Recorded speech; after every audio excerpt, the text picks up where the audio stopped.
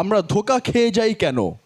বাবা জাহাঙ্গীর তার গবেষণায় বলেছেন বারবার, আমরা ধোঁকা খেয়ে যাই কারণ হচ্ছে একটি সুন্দর সূত্র বাবা জাহাঙ্গীর দিয়েছেন, সেটি হচ্ছে মোল্লাহ দিয়ে মোহাম্মদকে বিচার করতে যেয়ে ধরা খেয়ে যাই, ভুল করি। পান্ডা পুরোহিত দিয়ে ভগবান কৃষ্ণকে মাপতে যেয়ে ভুল করি। পাদ্রি, সেনেগগ, পোপ এদেরকে দিয়ে যীশু খ্রিস্টকে মাপতে গিয়ে ভুল করি। ইহুদি ধর্মের মোল্লা মুফতিকে দিয়ে মাপতে গিয়ে মুসা কালিমুল্লাহকে ভুল করি। খাদেমকে দিয়ে খাজা বাবাকে মাপতে গিয়ে ভুল করি।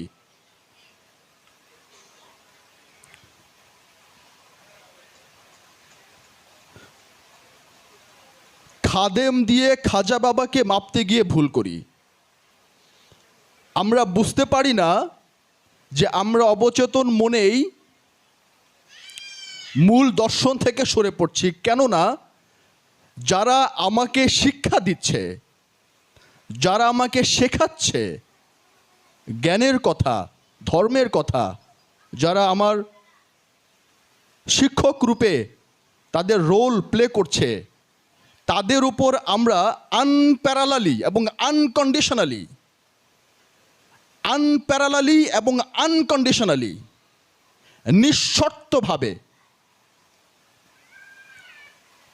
নিঃশর্তভাবে ধরেই নিয়েছি যে তারা ভুল করতে পারে না, তারা ভুল বলতে পারে না। এই যে যাদের উপর আমরা এতটা বিশ্বস্ততার ভার অর্পণ করছি, যেই হতে পারে, সে যে কেউ হতে পারে, এত বড় বিশ্বস্ততা এবং এত বড় মোক্ষম সুযোগটি তাকে আমরা দিয়ে দিচ্ছি যে তুমি যা বলছো তাই আমি আনকন্ডিশনালি লুফে নিচ্ছি। এই বিষয়টা তাকে টেম্পটেশন করেছে, তার মনে লোভ জাগিয়েছে। এখন সে যা কিছুই বলছে সব কিছু আমরা লুফে নিচ্ছি। কোনো ধরনের গবেষণা, কোনো ধরনের অনুসন্ধান, কোনো ধরনের ব্যাখ্যা, বিশ্লেষণ, জানতে চাওয়া, বুঝতে চাওয়া, এই বিষয়গুলো আমাদের মধ্যে কাজ করে না। বাবা জাহাঙ্গীর এদেরকে ধর্মের আরো দ্বার পাল্লা বাটখারা হিসাবে উল্লেখ করেছেন।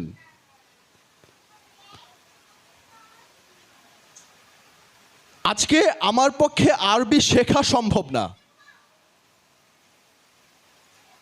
আজকে আমার পক্ষে আরবি ফিকহ শাস্ত্র নিয়ে পড়ে থাকা সম্ভব না।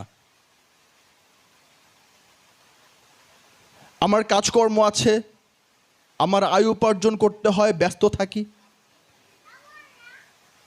তা আমি কেন গবেষণা করতে যাব? সে তো গবেষণা করে এসেছেই বিভিন্ন বড় বড় মাদ্রাসা থেকে, বিভিন্ন বড় বড় ইউনিভার্সিটি থেকে। তার নামের আগে অনেক বড় বড় খেতাব লাগানো আছে, আল্লামা, মুফাসসির, মুফতি, ডজন খানেক। এই যে তার নামের, আমি কিন্তু কাউকে ব্যক্তি বিশেষ বলছি না, আপনারাই বিচার করে নেবেন। এই যে তাদের নামের আগে যে বিশাল ডজন খানেক কতগুলো টাইটেল আছে, এই টাইটেলের যে বহর, এই টাইটেলের বহর দেখে সাধারণ মানুষ আবেগে আপ্লুত হয়ে পড়ে এবং তাদের কথাবার্তার স্টাইল, লেবাস, চালচরণ দেখে সাধারণ মানুষ আবেগে আপ্লুত হয়ে পড়ে। তারা মনেই করে নেয় যে এত বড় ডিগ্রিধারী গবেষক কি আর ভুল বলতে পারে। লেটার মার্ক পেয়েছে, সব কয়টা বিষয়ে লেটার মার্কস পাওয়া, আরবি অনর্গল বলতে পারে, কোরআন হাদিস থেকে তুড়ি দিয়ে রেফারেন্স দিয়ে দিয়ে সব কিছু, তাকে হারানোই যাচ্ছে না। গড়গড় গড়গড় গড়গড় করে সব কিছু বলে দিচ্ছে, আরবি, ফিকহ, হাদিস, রেফারেন্স, কোটেশন, কত নাম্বার পৃষ্ঠা, কত নাম্বার হাদিস, কত নাম্বার। এখন এমত অবস্থায় এই ব্যক্তিটিকে রিফিউজ কি করে করা যায়?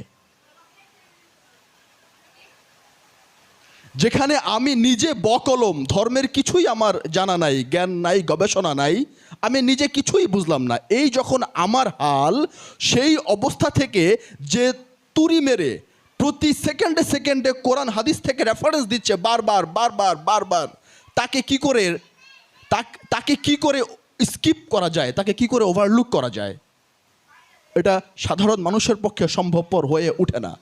এই জন্য মানুষ গবেষণার পথ, সাধারণ মানুষ গবেষণার পথ থেকে ছুটে গিয়ে গবেষণার নিজে গবেষণা করে শেখার পথ থেকে ছুটে গিয়ে আসল সারবস্তু এবং সত্য উপলব্ধি করার যে প্রচেষ্টা, যে প্রেরণা, যে মোটিভেশন, এখান থেকে সটকে গিয়ে শুধুমাত্র একটা মানুষের উপর আনকন্ডিশনালি এবং আনপ্যারালালি বিশ্বাস স্থাপন করে। এমন একটি জায়গা থেকে কালান্দার বাবা জাহাঙ্গীর বা ইমান আল সুরেশ্বরী পৃথিবীর মানুষকে ডিক্লার দিয়েছেন, চ্যালেঞ্জ করেছেন, চ্যালেঞ্জের ভাষায় উনি ছুড়ে দিয়েছেন। এই জায়গাটি থেকে, এই দৃশ্যপট থেকে, যেখানে সবাই ফলোয়ার্স চায়, অনুসারী চায়, নিজের দুর্বলতা ঢাকতে নিজের দুর্বলতাগুলো ঢেকে তারা নিজের সক্ষমতাগুলো জাহির করে, নিজের দুর্বলতাগুলো ঢেকে ফেলে তারা। সেই এমন একটি নাজুক পরিস্থিতিতে বাবা জাহাঙ্গীর তামাম বিশ্বের মানুষকে ডাক দিয়ে বলেছেন, আসো, বসো, আমার কথা মতো 4টি মাস অন্তত ধ্যানস্থ হও। মহানবীর হেরা গুহা যে 15 বছর 1 মাস 19 দিন তিনি যেই ধ্যানস্থ হয়েছিলেন, সেটাকে আদর্শ হিসাবে গ্রহণ করে, সেটাকে কেবলা করে তোমরাও আমার দেখানো পথে 4টি মাস ধ্যানস্থ হও। যদি কিছু না পাও তো আমাকে ফেলেও চলে যেও, আমি মাথা নিচু করে থাকব। কারণ সত্য পাওয়াই তোমার কাছে বড়, পীর পাওয়া বড় নয়। সত্য তুমি বোঝো, এটাই তোমার কাছে বড়।